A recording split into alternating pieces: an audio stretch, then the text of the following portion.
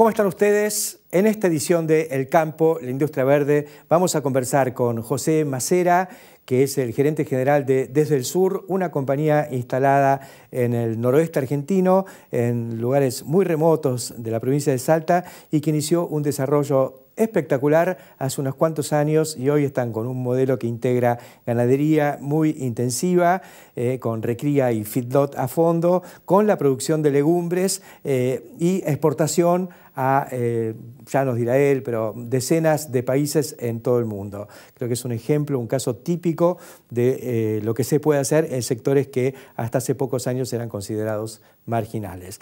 Vamos a conversar también con Víctor Castro, que es director ejecutivo de Carbio, la Cámara Argentina de Biocombustibles, especializado fundamentalmente en biodiesel, las empresas que elaboran biodiesel en la Argentina nucleadas en esta Cámara, para ver dónde estamos parados, mercado interno, exportaciones. Las exportaciones se están moviendo con una dinámica interesante, a pesar de que Europa nos tiene castigados todavía, pero parece que les vamos ganando un panel, así que queremos ver dónde estamos parados con este producto que es clave en la cadena de valor de la soja. Y como siempre, Jorge Castro analizando la problemática internacional para nuestro sector agroalimentario. Estos son entonces los temas que vamos a compartir con todos ustedes en esta edición de El Campo, la Industria Verde. Ya volvemos.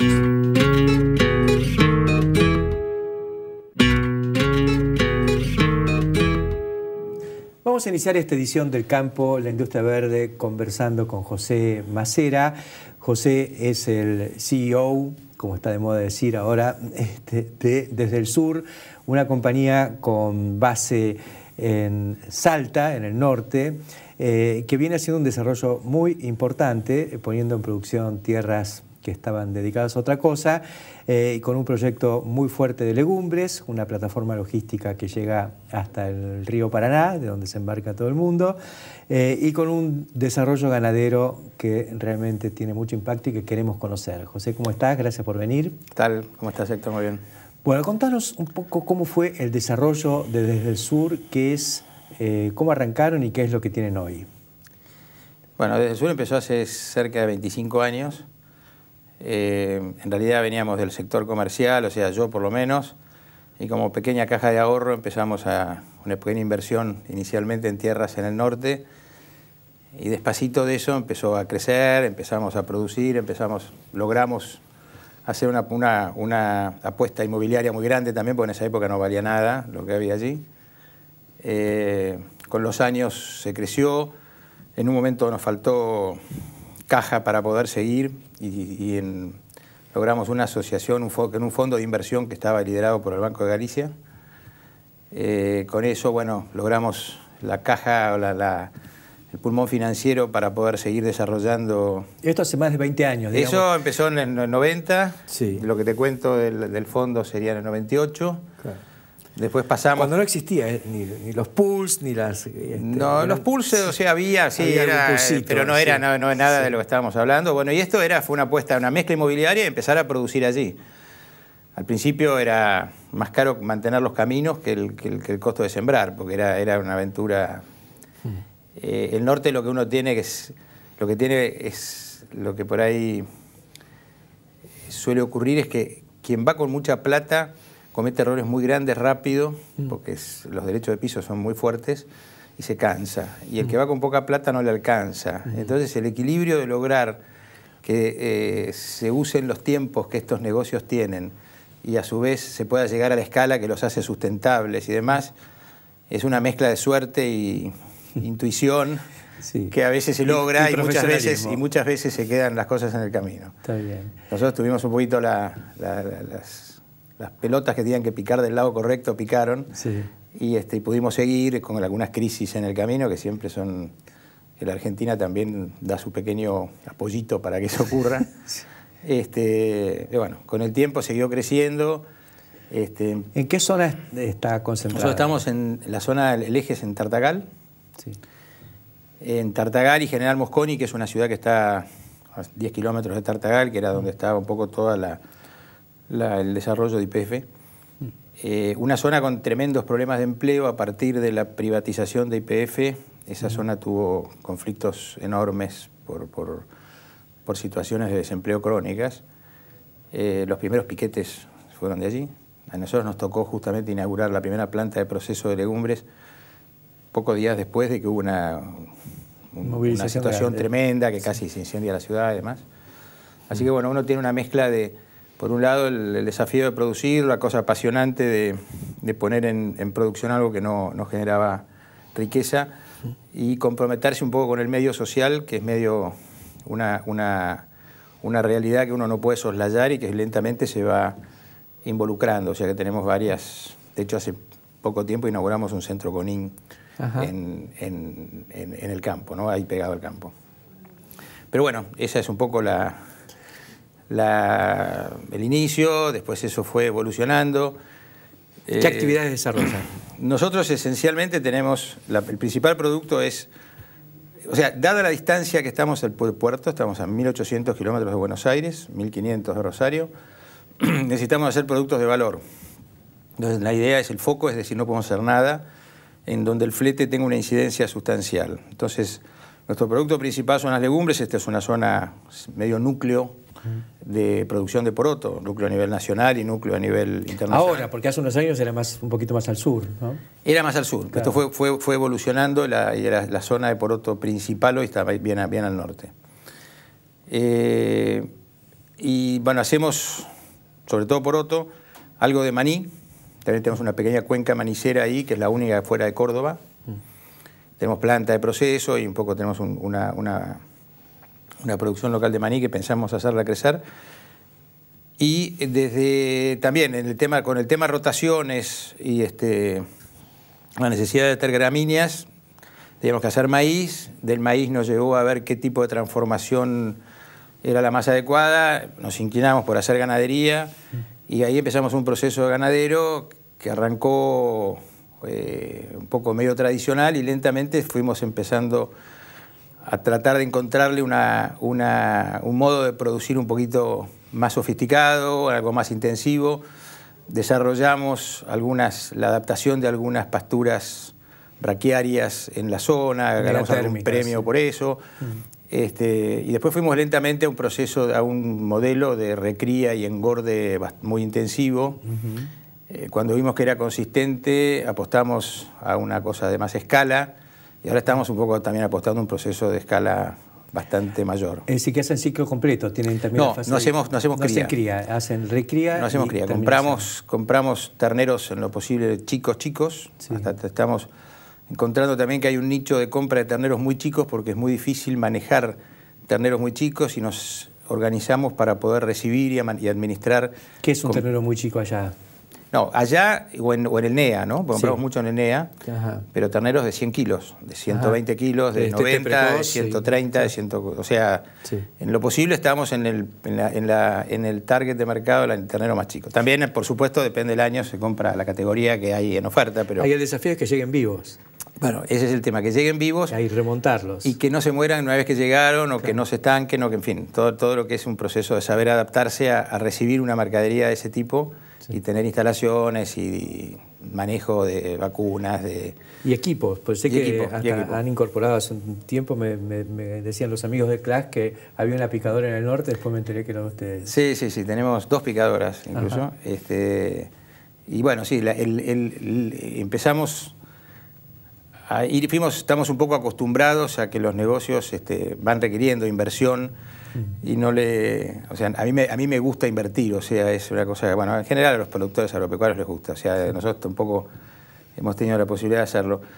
Y tratar de ver qué desafío tecnológico hay, en general eso siempre lleva algún tipo de inversión, a veces son inversiones menores, a veces son mayores, pero siempre son un poco respondiendo a poder tomar un paquete tecnológico más grande. Claro, porque ahí se combina la necesidad de ir desarrollando la infraestructura para poner en explotación todo eso y al mismo tiempo producir para el mercado. O sea que es invertir para desarrollar mientras eso se va financiando con el producido del negocio. Sí, ¿no? O sea, de hecho nosotros el gran desarrollo que hemos tenido en el tema legumbres, que además hacemos el ciclo completo en el tema legumbres de producción, proceso, exportación, también intervenimos comercialmente en el mercado comprando a productores, nos da un giro que nos ha permitido tener un acceso al financiamiento más amplio, que también nos permite también acceder al crédito para inversiones.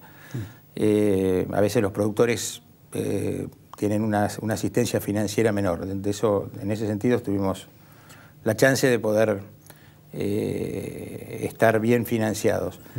Pero bueno,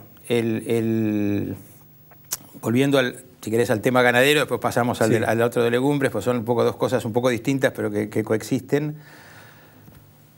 Tenemos hoy un programa que acá estamos terminando de presentarle al gobierno, el programa ganadero a 4 años. Hoy estamos con un encierro de 20.000 cabezas, pensamos ir en 4 años a 80.000. En un proceso... ¿Ese es el final? Es el final. ¿Recría más? Recría y engorde, pero o sea, la idea es tener 80.000 cabezas en engorde. En recría y engorde. O sea, en realidad lo más delicado es donde de alguna manera somos un poquito más competitivos, especialmente es en el tema recría, de hacer un modelo de recría muy intensiva, que es un poco lo que a veces en el modelo ganadero argentino no está tan difundido, ¿no? Es el eslabón perdido hoy. El eslabón perdido. Sí. Y con foco en pensar en trabajar para exportación, imaginar novillos de 450 kilos o más. Estamos hablando de Brangus, Bradford. Sí, es en general Hacienda del Norte, o sea, nosotros la cría es la que vamos comprando, pero básicamente cruza Bradford o Brangus. Hay cada vez mejor hacienda en el norte, o sea, si uno elige razonablemente en el momento de comprar. Y estamos teniendo las primeras experiencias de exportación directa. Acabamos de hacerlas hace pocos días, dos operaciones a Europa. Y también con lo más gratificante, con resultados excelentes, o sea, mercadería que llegó a Europa y sin nada que envidiarle a la mejor hacienda pampeana, ¿no? O sea, una fue a Holanda, otra fue a Italia. ¿Y eso lo hacen haciéndose hacer el proceso en algún frigorífico? Hacemos un fasón, uno lo hicimos en un frigorífico en Salta, otro en Rosario. Y bueno, estamos trabajando nos está dando una gran mano el que fue ex gerente comercial de Quick Food, o sea, gente con mucha experiencia que viene del tema.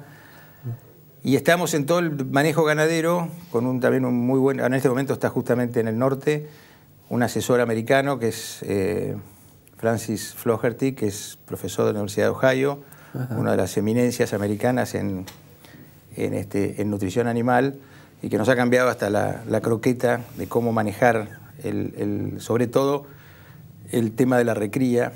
¿Es una recría básicamente pastoril? No, es una recría... Nosotros tenemos 5 meses secos. De pastura. Sí, 5 meses la hacienda en principio está en pastura, con suplementación, y los otros 7 meses, por decir algo, promedio depende del año, está en encierro.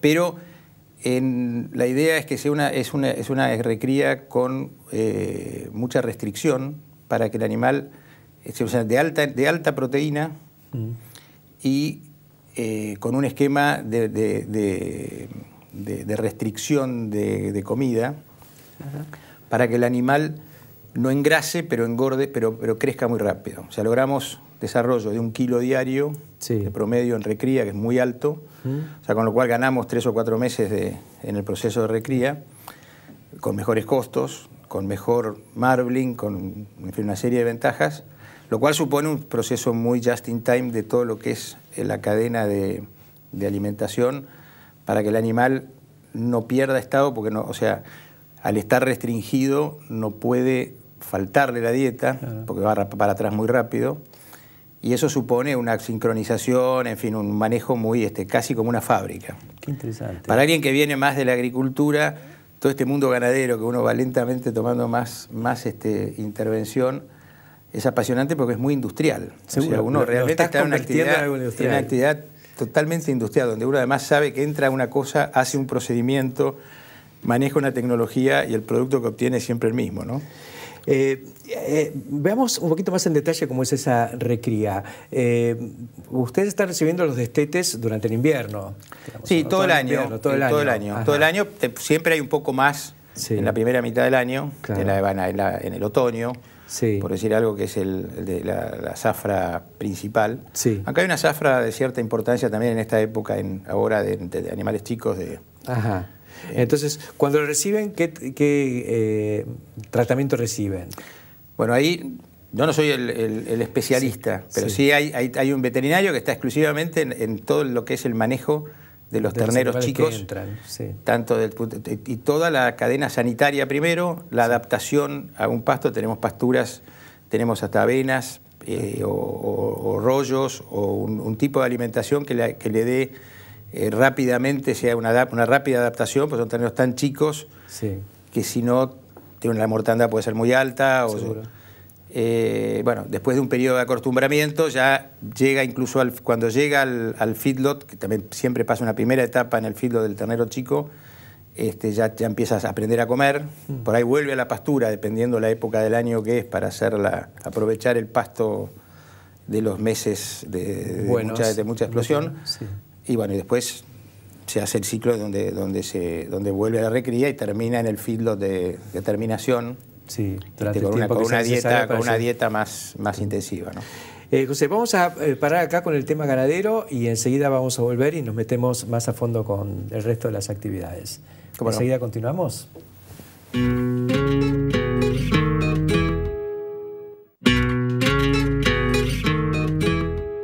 Seguimos conversando con José Macera aquí en el campo La Industria Verde. Nos explicaste un poco el modelo ganadero Desde el Sur.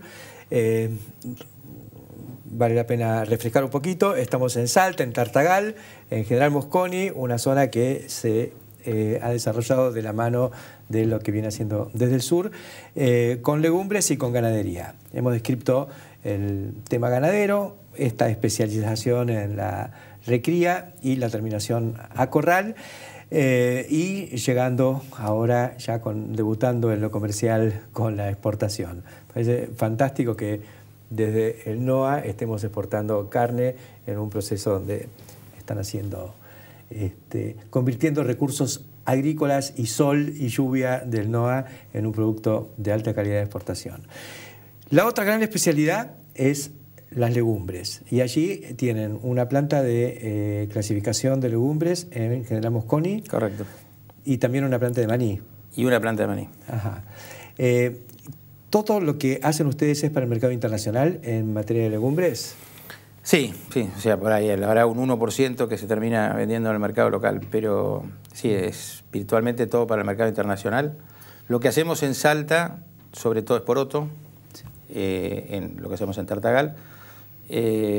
Ahí el poroto es clásico, que es el poroto alubia, donde Argentina es el principal exportador mundial, y tenemos algunas otras variedades de poroto, algunos otros tipos de poroto para mercados particulares, pero todo destinado a exportación. Casi no hacemos poroto negro, que es un poquito más commodity, que se hace un poco más al sur de la provincia. Sí. ¿Cuáles son los mercados para alubia y en general, los mercados nuestros, estamos el día sacábamos la cuenta, la empresa ya ha llegado a más de 72 países en estos años. Pero el mercado de porotos principal está en el Mediterráneo. O sea, yo creo que es una cultura muy atávica de la región. Es todo lo que son los países europeos del Mediterráneo: España, Francia, Italia, Grecia y todo el norte de África, más Medio Oriente. Y después hay mercados un poco por todo el mundo, pero si se quiere, el corazón del poroto alubia blanco está en esa región. Hace unos años estuve en Carcassonne, que está cerca del Mediterráneo, vamos a mitad de camino entre el Mediterráneo y el Atlántico, en Francia. Y ahí el plato del día era un cassoulet, que era una cazuela de poroto alubia. Y era poroto alubia argentino. Claro.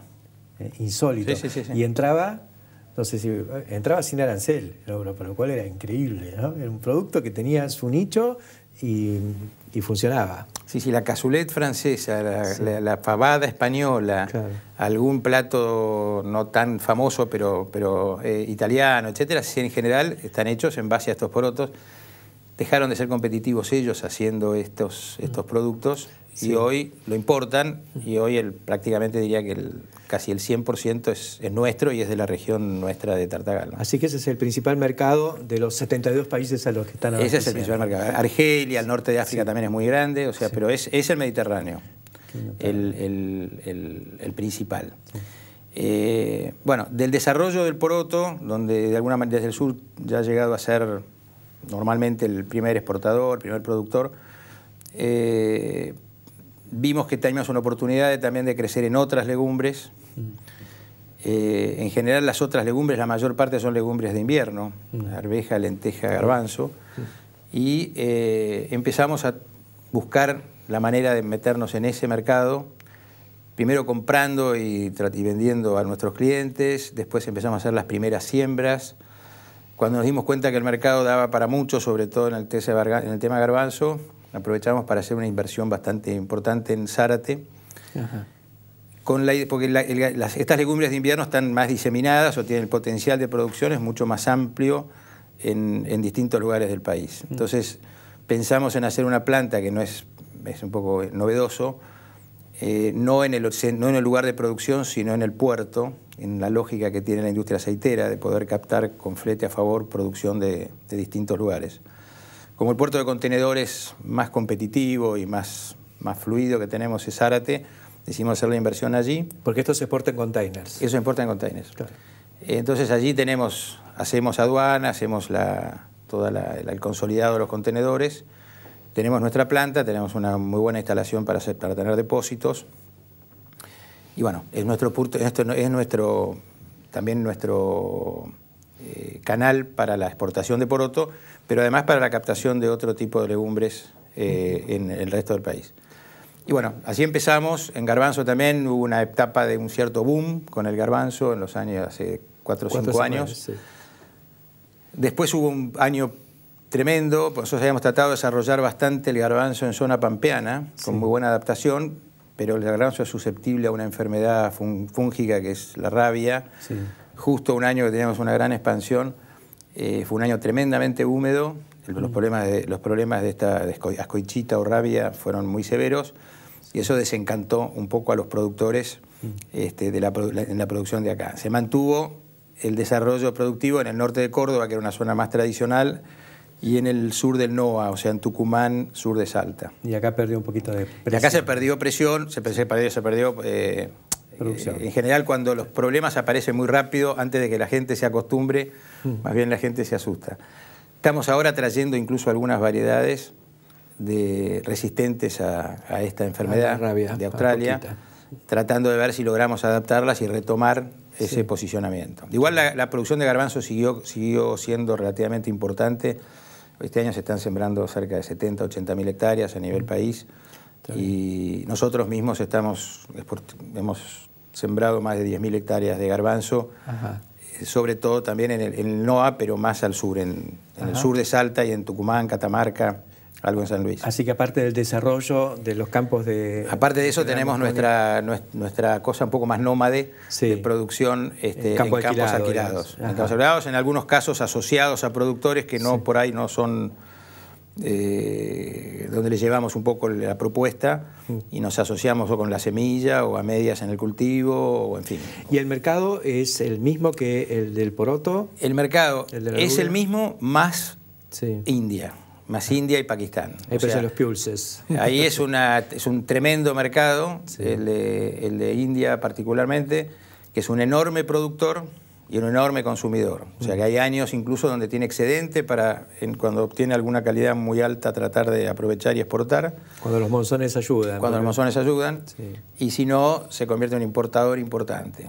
Tenemos Pakistán, en general es más importador neto, y ese así se ha convertido para la compañía en un mercado grande, en un mercado muy fluido.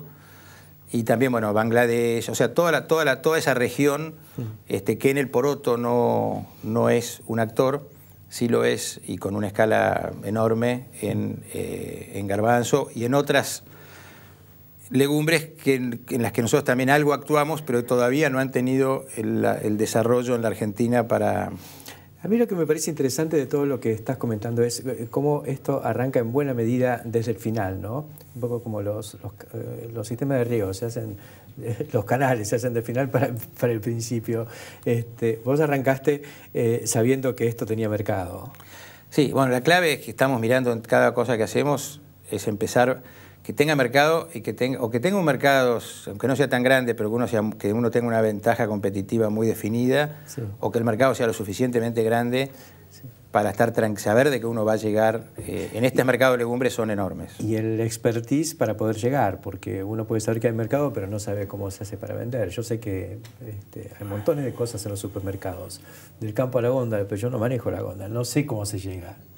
Sí, bueno, de alguna forma la empresa empezó más, o sea, en mi caso, con más experiencia comercial que productiva, que la tuve que aprender y tuve que realmente lograr tener un grupo de colaboradores fantásticos que conocen bien la pata productiva, pero siempre de alguna manera tuvimos el foco en ver aquellas cosas que tenían capacidad de colocarse, ¿no? ¿Cuánta gente trabaja hoy en Desde el Sur? Hoy tenemos 330 personas más o menos, en relación de dependencia. ¿Distribuidas en todas estas operaciones? La mayor parte, bueno, sí hay 200 y algo, 200 estarán en Tartagal. Ajá. Allá debe ser una fuente de mano de obra muy importante en comparación con otras actividades. Sí, sí. O sea, allá somos lejos la empresa privada con mayor generación de empleo directo de todo el norte de Salta. La cifra no es enorme, pero en relación a lo que es una zona que no tiene inversiones productivas corrientes, o sea... Que podría tenerlas, porque si esto... Yo creo que las puede tener, creo que las va a tener, además hay un foco, o sea, un cambio enorme es... nosotros venimos de años muy duros, del 2013 al 2015, primero por cuestiones climáticas y después por una mezcla de cuestiones climáticas, de mercado y de políticas públicas. El norte tuvo años muy delicados, hasta el año pasado. Y lo que tenemos una cosa interesante, que es un gobierno que ha dicho que ha puesto el foco en el NOA. Y en el sector agropecuario. En el potencial del NOA y básicamente en el sector agropecuario como motor, ¿no? Entonces... Y creo que lo pone bien en el sentido de que el potencial que tiene el sector agropecuario es muy, muy grande y es una novedad, o sea, en realidad pareciera una obviedad, pero en los hechos es muy distinto. Y es distinto, todavía uno no puede decir que haya más allá de la política global, de retenciones, etcétera, no es que no hay todavía nada específico.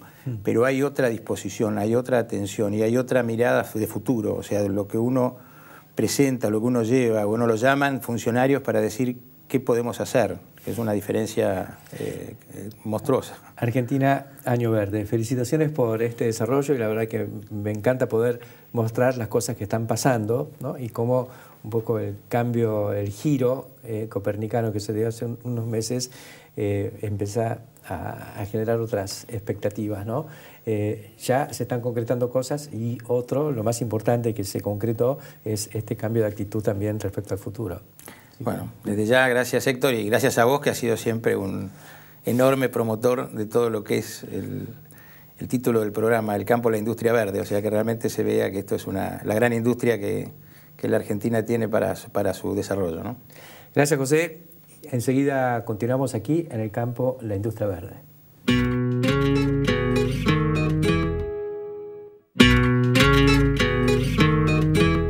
Continuamos en El campo, en la industria verde, cambiamos de rubro, venimos de carne, legumbres, mucho alimento. Vamos a hablar un poco de bioenergía. Estamos con Víctor Castro, que es director ejecutivo de Carbio, la cámara que representa a las empresas que producen fundamentalmente biodiesel en la Argentina. ¿Cómo estamos con el biodiesel? ¿Está mejorando un poco el ritmo de exportación? Vi que España estaría anunciando el levantamiento o levantó el embargo sobre el biodiesel argentino. ¿Qué está pasando?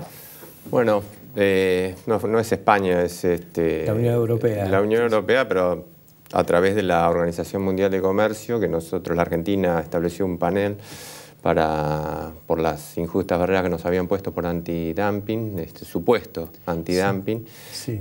Y los cuales se expidió en marzo pasado y la Unión Europea apeló la medida, así que estamos en proceso de eso, esperamos que en 90 días máximo esté todo terminado. Es una apelación casi de forma, digamos, siempre hay que apelar. Sí, por supuesto, pero fue contundente la Organización Mundial de Comercio en cuanto a las razones de la Argentina. Ellos no habían tomado los costos que habían provisto las empresas, en los cuales se demostraba perfectamente que no existía dumping.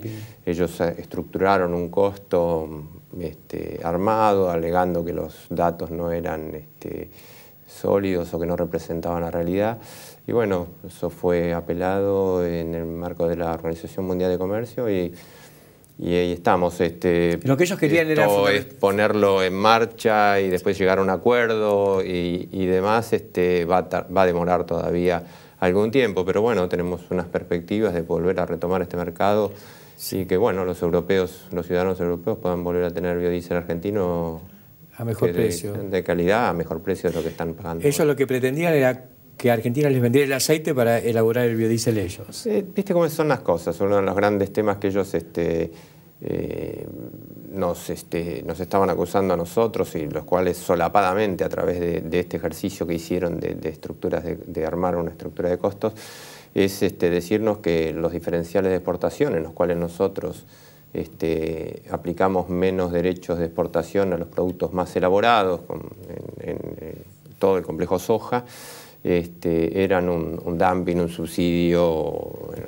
Pero ellos tienen todo un sistema de aranceles que nos aplican en Argentina, en los cuales si vos vas a exportar si van a importar biodiesel de la Argentina, cualquier persona en Europa tiene que pagar un 6,5% de aranceles. Claro. Si va a importar aceite crudo para uso industrial, 3% de aranceles. Si vas a importar grano de soja para hacer aceite, 0% de arancel. Claro. Sí, sí. Entonces, bueno, no te lleva más que a aplicar una política espejo, porque si no, entre el flete y demás, las bases competitivas son enormes de la Argentina, pero bueno, tenemos una distancia que cubrir, tenemos costos de envíos y demás, que internamente en Europa los costos transaccionales son muchísimo más baratos. Pero ya a esta altura no se puede ver, después de 25, 30 años de desarrollo de la industria de soja, que el sostén que le da a todo el negocio, no solo de soja, sino al resto que se mueve alrededor de eso. Eso es lo que siempre comentábamos. Argentina, a raíz de toda esta estructura, de este grupo de inversiones que se armó, estas capacidades que se desarrollaron propiamente acá para producir biodiesel, de la mano de eso también vinieron industrias que proveen insumos a biodiesel, como el metilato de sodio, que vino esta empresa alemana, Evonik. Claro. Después el tema de la refinería, ya no se exporta solamente glicerina cruda. Vos sabías que los primeros cálculos que se hacían eran que íbamos a hacer con tanta glicerina, la íbamos a tener que tirar y iba a ser un costo de deshacerse. No solamente no es un costo, sino que hay plantas de refinado de glicerina. Al dentífrico de todo el mundo. Y va al dentífrico, entre otras cosas, muchísimos usos. Argentina es uno de los primeros exportadores mundiales de glicerina. Que es un subproducto del biodiesel, ¿no? Sí, es un subproducto que hoy se ha convertido en un eslabón más de la cadena. Claro. Y entonces, cuando vos querés acordar, uno estaba en la última punta de la cadena, poco a poco tuvo por andar eso, porque ya habría que abrir una cámara de refinado de glicerina y de otros usos. Esto abre una puerta a toda la industria oleoquímica a partir no del petróleo, sino de un recurso renovable y ya crear una suerte de economía verde, ¿no? Donde la materia prima la pone la ecología, la pone la tierra, el sol y el agua de lluvia, y no la pone el petróleo, el producto fósil. Víctor, de todas maneras, yo veo que las exportaciones crecen, o por lo menos se han recuperado, pero no es Europa. ¿Qué es lo que está Bueno, Argentina ha podido establecer bases de trazabilidad y certificaciones para lo que es el mercado estadounidense, ¿no? Que requería segregaciones y demás, bastante trabajo tuvo la Argentina, bastante tiempo para hacer, pero bueno, tenemos las condiciones básicas para poder hacerlo, que realmente se puede certificar porque realmente vos podés producir en las condiciones y los requisitos ambientales y de certificaciones que requiere ese mercado, que a su vez es sumamente competitivo porque ellos son grandes productores. Mayor productor de soja del mundo que está comprando biodiesel en la Argentina. En la Argentina, así que realmente es todo un mérito de la industria argentina poder entrar con precio, pero sobre todo con la calidad y con todos los requisitos que ellos estaban requiriendo. ¿Sí?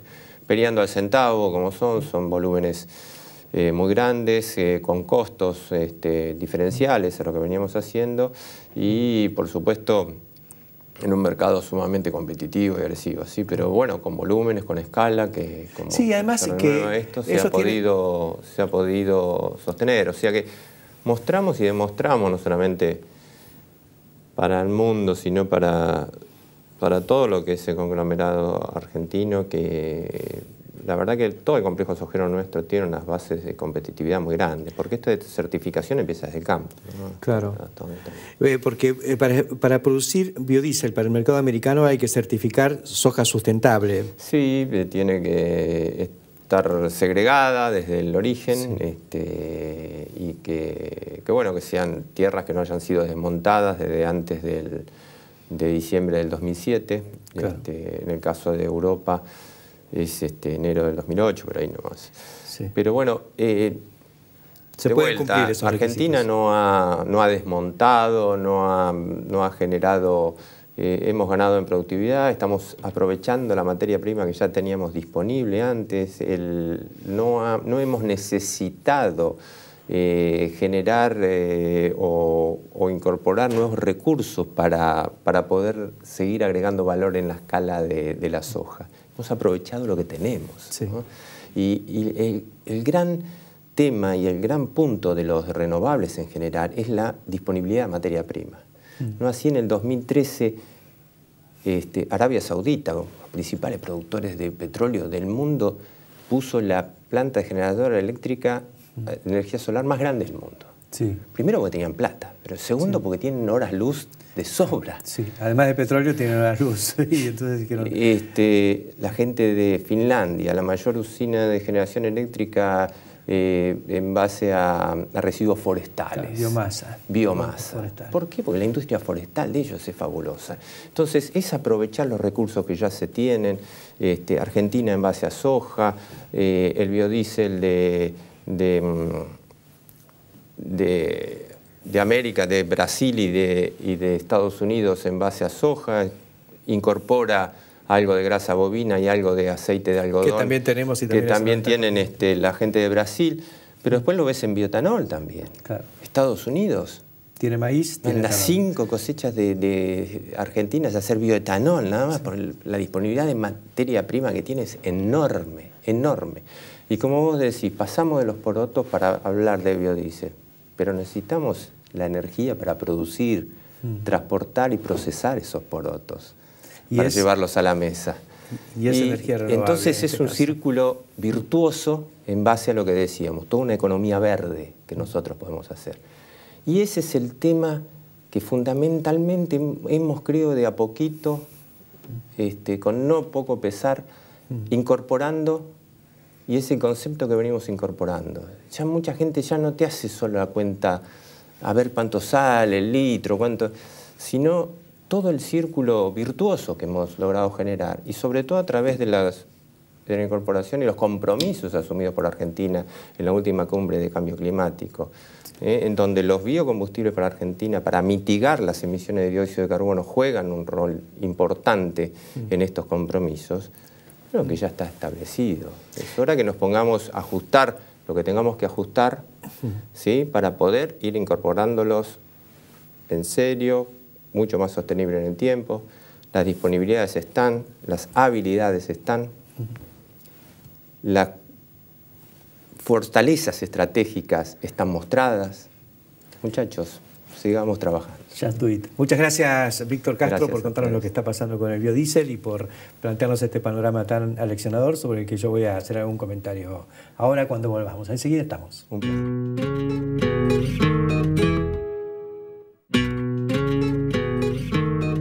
Continuamos. Continuamos en el campo de la industria verde, ahora con Jorge Castro y el espacio que habitualmente compartimos.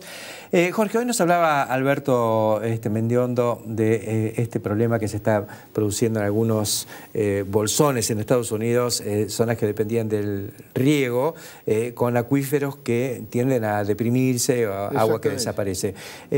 ¿Has visto este fenómeno como algo que se repite en otros lugares? Mira, hay un informe del Instituto Internacional de Políticas Alimentarias de Washington, el denominado IFRI, sí. Sobre la situación de lo que implica para la producción mundial de alimentos la restricción hídrica. Comienzo por el final. Ellos dicen que el principal desafío para la seguridad alimentaria mundial en los próximos 30, 40 años, no es el cambio climático, sino que es la restricción hídrica. Entonces, el cálculo que ellos hacen es lo siguiente. Hoy, la producción de granos en el mundo que se realiza en zonas de alta restricción hídrica, de alto estrés hídrico, es el 22%, es el 39% del total mundial. Sí. Y va a ser el 45% para entonces, para el año 2050. Hacen un cálculo semejante respecto al Producto Bruto Mundial, en el sentido de que el Producto Bruto Mundial, que hoy está sometido a restricciones, altas restricciones hídricas, es el 22% del total mundial. Y va a ser el 45% en 40 años. Lo que esto significa es que esto va a implicar un nivel de pérdidas, es la estimación que hace este organismo, el Instituto IFRI, un nivel de pérdidas que en el momento actual, en términos de la producción mundial, lo estiman en 9.400 millones de dólares. Y en el 2050, las pérdidas ocasionadas por la restricción hídrica en el Producto Bruto Mundial ascenderían a 63 billones de dólares. Eso sería, bueno, además políticamente insostenible. Insostenible. 63 billones de dólares es aproximadamente el actual PBI mundial. Sí, sí, es impresionante. Ahora, ahí aparece el problema de que esto es lo que establece la restricción hídrica, que es el principal desafío para la seguridad, asegurar la provisión de alimentos para la población mundial en los próximos 30, 40 años. El problema del agua se transforma en el principal desafío para para otorgar seguridad alimentaria a la población mundial. Claro. Por encima del cambio climático, dicen ellos. Claro, porque el cambio climático no implica que deja de llover, que se desertifica todo. La lluvia a lo mejor va más torrencialmente para un lado, hay otras zonas, pero acá globalmente el tema es que va a faltar agua para producir todo lo que se va a necesitar. Exactamente. Y las zonas más afectadas por este fenómeno, que es un fenómeno mundial, son en los países del África, sobre todo África Central, y después todo el norte de África, más Medio Oriente. Claro. Además hay que tomar en cuenta que la producción agroalimentaria china en el momento actual, sobre todo en la zona del norte del país, está sometida a una situación de virtual sequía estructural, de carácter estructural. Claro. El consumo de agua promedio en China es hoy es el 20% del promedio mundial. Y esto en medio de un gigantesco proceso de urbanización. Que requiere, junto con el fenómeno de transición dietética, mayores cantidades de productos que implica mayores cantidades de agua. Mayores cantidades de agua. Esta es la situación actual. En este panorama de extrema restricción hídrica, creciente restricción hídrica, hay una región del mundo, gran productora de agroalimentos, que es una excepción, lo dice el IFRI. Por eso nos duelen las coyunturas. Claro, esa región está situada en América del Sur. Lo que puede considerarse, no es el término que ellos utilizan, el Mercosur, esto es Brasil, la Argentina, Paraguay, Uruguay.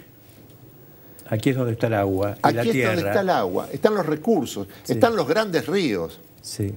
Y además están las grandes reservas hídricas. Claro. El asunto es poner, digamos, en condiciones de que se exprese todo este potencial. Para lo cual tenemos que repensar un poco todo. Eso es, pero esto va a definir, esta estructura hídrica mundial es la que define en definitiva las inversiones en materia de producción agroalimentaria. Bueno, establece las condiciones de competitividad en un proceso que tiende a acentuarse en los próximos 10, 20 años. Aquí, digamos, a través de la Subsecretaría de Recursos Hídricos y demás, se están canalizando proyectos de inversión muy importantes en riego, y no es casual que quienes más interés han expresado en esto han sido los árabes, que quieren hasta ofrecer equipos de riego. Ellos fabrican equipos de pivote y demás para irrumpir en la Argentina, lo cual produce alguna preocupación entre los fabricantes actuales, pero la realidad es que hay una tendencia y hay un camino bastante marcado para venir a potenciar nuestras zonas que tienen todavía potencial. Pero claramente hay que incorporar a la producción agroalimentaria y a proyecciones de la producción agroalimentaria argentina el problema cada vez más colocar esta producción en el contexto mundial, en donde la restricción hídrica es el principal desafío para la producción agroalimentaria mundial en los próximos 10, 20 años. Gracias, Jorge Castro, por estos comentarios, y nosotros enseguida continuamos aquí en el campo La Industria Verde.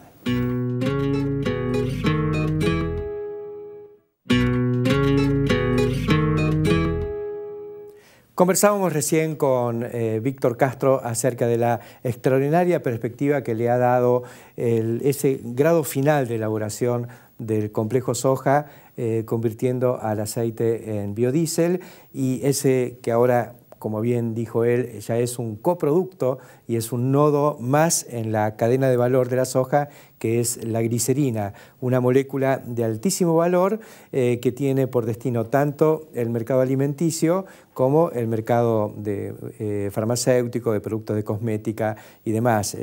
Siempre decimos antes, cuando uno desayunaba en cualquier lugar del mundo, seguramente algún ingrediente argentino tenía.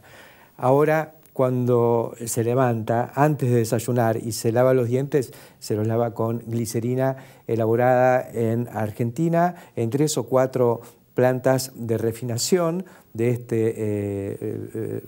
que antes era un residuo y ahora es un producto de alto valor de la elaboración del biodiesel. Y en los complejos industriales donde se elabora el biodiesel también se han instalado inversiones para producir el catalizador que requiere el aceite para este proceso de transesterificación. Así que se ha entrado en una cascada de valor muy positivo a partir de uno de los derivados de la soja, que es el aceite, y del que hoy se obtiene no solo aceite crudo, aceite refinado para exportación, para el mercado interno, y además tenemos esta glicerina, la lecitina y otros productos que vienen y que dan pie a esta cadena de bionegocios basados en las moléculas renovables que produce este producto, que para muchos todavía es o un poco desconocido o un yuyo, como fue instalado en la década pasada. Creo que entender que hay que defender cada uno de los eslabones de esta cadena de valor, buscando qué es lo que necesita para resolver sus problemas de competitividad, ya sea en el plano interno, en el plano de la tecnología, en el plano de la escala, de hacerlo de una forma cada vez más perfeccionado, sino también en la pelea en el mercado internacional, cuando alguien nos pone el pie y no nos deja entrar, como hizo España en un momento y después acompañada por el resto de Europa. Creo que ganar este panel con la Unión Europea es una de las grandes tareas que tiene el complejo oleaginoso argentino. Hoy hablaba con un economista conocido y me decía, ¿cuánto significan las exportaciones de soja? ¿3.000 millones de dólares? No, 30.000, si consideramos el valor que estamos incorporando en esta cascada de subproductos. Hay que tenerla un poquito más en cuenta y defenderla, porque por algo se ha convertido en lo que le da sustentabilidad a toda la economía argentina, pero en sí mismo es la base del negocio más competitivo que tiene el país. Hasta la semana que viene.